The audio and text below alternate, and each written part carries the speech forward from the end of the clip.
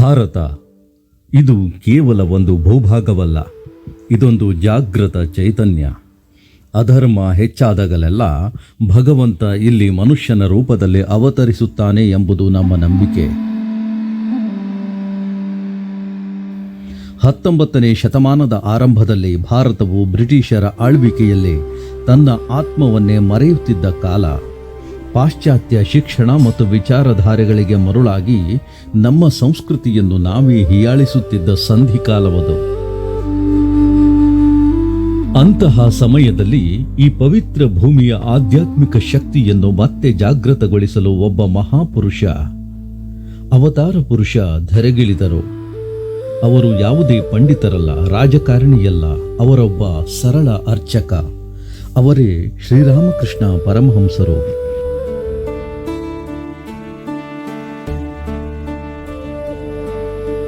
ಇಂದಿನ ಆಧುನಿಕ ಭಾರತಕ್ಕೆ ಬೇಕಾದ ಭಕ್ತಿ ಮಾರ್ಗ ಮತ್ತು ಭಾರತದ ಪುನರುತ್ಥಾನದ ಕಥೆ ಇವತ್ತಿನ ನಮ್ಮ ಈ ವಿಡಿಯೋದಲ್ಲಿ.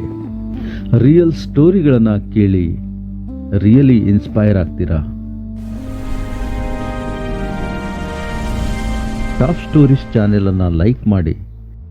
1836 ಫೆಬ್ರವರಿ 18ರಂದು ಬಂಗಾಳದ ಕಾಮರಾಪುಕರ್ನಲ್ಲಿ ಕ್ಷುದಿರಾಮ್ ಚಟ್ಟೋಪಾಧ್ಯಾಯ ಮತ್ತು ಚಂದ್ರಮಣಿ ದೇವಿಯವರ ಪುಣ್ಯ ಗರ್ಭದಲ್ಲಿ ಗದಾಧರನ ಜನನವಾಯಿತು. ಇವರ ಜನನ ಸಾಮಾನ್ಯವಾದುದಲ್ಲ.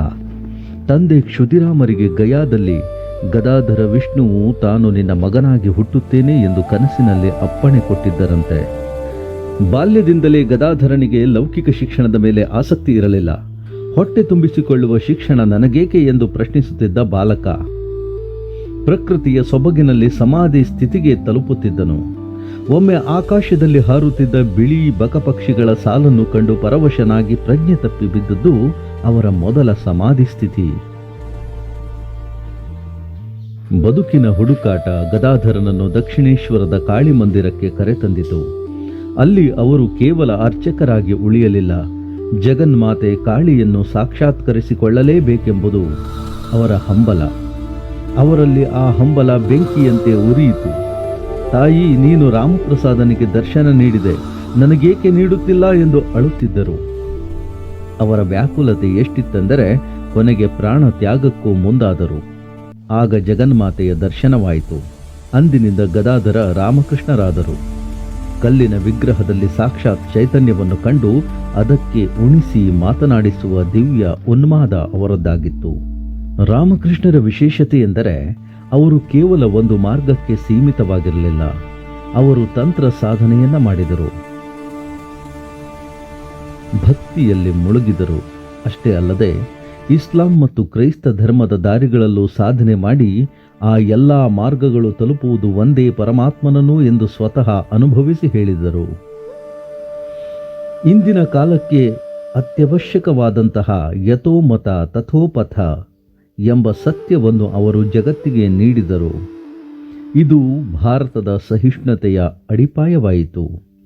ಭಾರತದ ಆಧ್ಯಾತ್ಮಿಕ ಪುನರುತ್ಥಾನ ಆರಂಭವಾದದ್ದು ರಾಮಕೃಷ್ಣರು ಮತ್ತು ನರೇಂದ್ರನ ಭೇಟಿಯೊಂದಿಗೆ.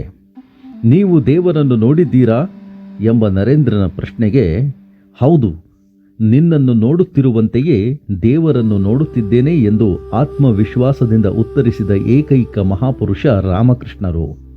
ತಮ್ಮ ತಪಸ್ಸಿನ ಎಲ್ಲಾ ಶಕ್ತಿಯನ್ನು ವಿವೇಕಾನಂದರಿಗೆ ಧಾರೆ ಎರೆದರು.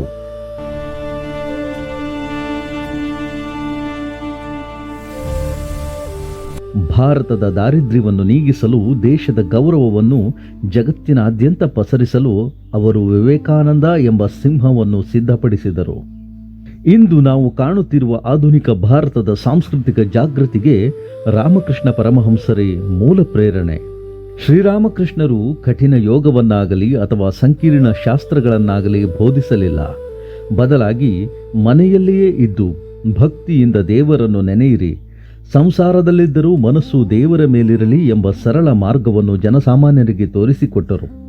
ಅವರ ಪತ್ನಿ ಮಾತೆ ಶಾರದಾ ದೇವಿಯವರು ಸ್ತ್ರೀ ಶಕ್ತಿಯ ಸಂಕೇತವಾಗಿ ಇಡೀ ಸಂಘಕ್ಕೆ ತಾಯಿಯಾದರು. ಸೇವೆಯೇ ಪರಧರ್ಮ, ಜೀವವೇ ಶಿವ ಎಂದು ಬೋಧಿಸಿದ ಅವರು ಮನುಷ್ಯನ ಸೇವೆಯೇ ದೇವರ ಸೇವೆ ಎಂದು ಸಾರಿದರು. ಇದೇ ತತ್ವ ಇಂದಿಗೂ ರಾಮಕೃಷ್ಣ ಮಿಷನ್ ಮೂಲಕ ಜಗತ್ತಿನಾದ್ಯಂತ ಲಕ್ಷಾಂತರ ಜನರ ಕಣ್ಣೀರು ಒರೆಸುತ್ತಿದೆ. 1886ರಲ್ಲಿ ಅವರು ಮಹಾಸಮಾಧಿ ಹೊಂದಿದರೂ ಅವರು ಹಚ್ಚಿದ ಆಧ್ಯಾತ್ಮಿಕ ಜ್ಯೋತಿ ಇಂದಿಗೂ ಆರಿಲ್ಲ.